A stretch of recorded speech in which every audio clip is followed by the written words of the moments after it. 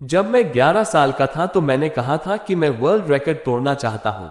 मैं gold medal जीतना चाहता हूँ और मैं ओलंपिक टीम में जगह बनाना चाहता हूँ। 8 साल बाद मैंने ये सब हासिल किया और मैंने ये सब सिर्फ एक ही दिन में हासिल किया।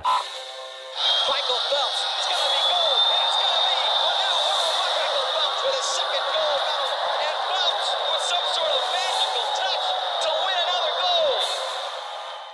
माइकल फेल्प्स से जब ये सब हो जाने के बाद पूछा गया कि आप अपने जिंदगी के बारे में बताइए, अपने स्ट्रगल के बारे में बताइए और अपने सैक्रिफाइसेस के बारे में बताइए, तो उन्होंने बताया, मैं आपको गारंटी दे सकता हूँ कि शायद 100 दिन ऐसे थे जब मैं कुछ भी नहीं करना चाहता था।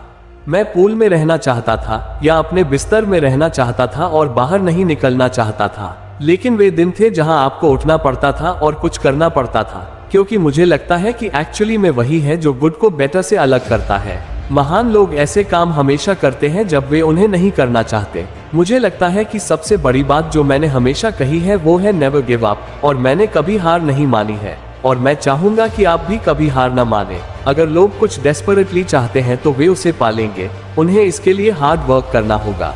हाँ, ये आपके लिए आसान नहीं होगा, लेकिन आप अगर इसको सच में चाहते हैं तो आप इसे पा ही लेंगे। आपके गोल क्या थे? सोच क्या थी आपकी? मैं कुछ ऐसा करना चाहता था जो पहले किसी ने नहीं किया था, और ये एक ड्रीम और एक गोल के साथ शुरू हुआ। मैं अब तक का सबसे महान बनना चाहता था।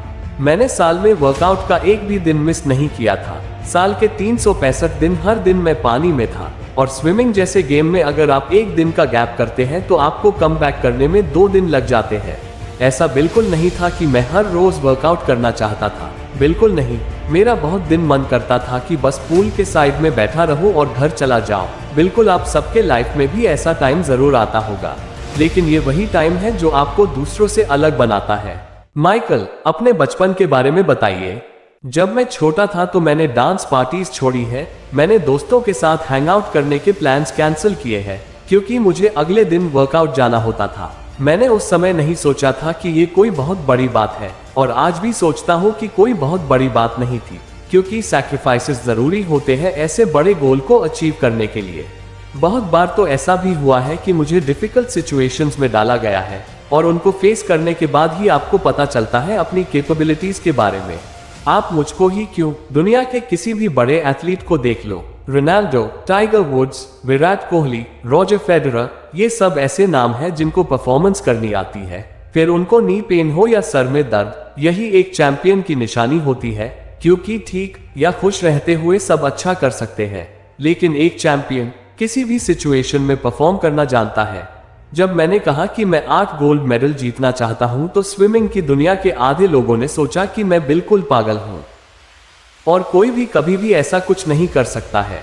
लेकिन मेरे लिए ऐसा सोचना जरूरी था, क्योंकि मैं अपना फोकस नहीं खोना चाहता था। जैसा कि मैंने पहले कहा था, मैं ये जानता था ये ओवरनाइट नहीं होने वाला था, लेकिन मैंने जो भी छोटी छोटी चीजें की वो एक छोटा सा कदम था उस मौके और उस अवसर को हासिल करने में जो मैंने 2008 में किया था।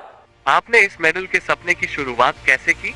तो जब मैं कहता हूँ कि 2002 से 2008 मेरे लिए सबसे इम्पोर्टेंट टाइम था, क्योंकि 2002 से मैंने अपने शेड्यूल को सेट करना स्टार्ट किया था।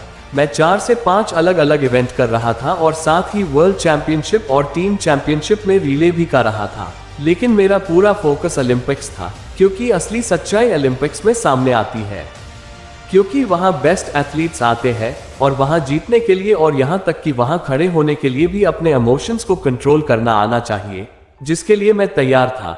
गोल्ड मेडल जीतने से बड़ा कुछ नहीं, और उसके बाद अपने देश का नेशनल एंथम बजते सुना आप रो भी सकते हो, लेकिन मेरे लिए वो एक शुरुआत थी। मैंने 8 में से पहला गोल्ड मेडल जीतने के साथ ही वर्ल्ड रिकॉर्ड बना दिया था, लेकिन उसको सेलिब्रेट करने से ज्यादा इंपॉर्टेंट था अपने नेक्स्ट इवेंट पे फोकस करना।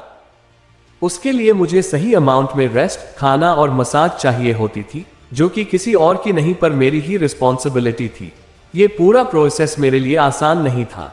ये बात शायद मैं पहला इंसान होऊंगा जो आपको बता रहा होगा, पर यह सच है कि मैं बेड से उठना नहीं चाहता था, पर मेरे दिमाग में एक ड्रीम था, और सिर्फ उस ड्रीम के लिए मैं पूल पहुंच जाया करता था, क्योंकि मेरा मानना था कि 0% करने से अच्छा है कम से कम 20%, 30 या 40% ही वर्कआउट कर लो, और यही राज था मेरे इस अचीवमेंट का।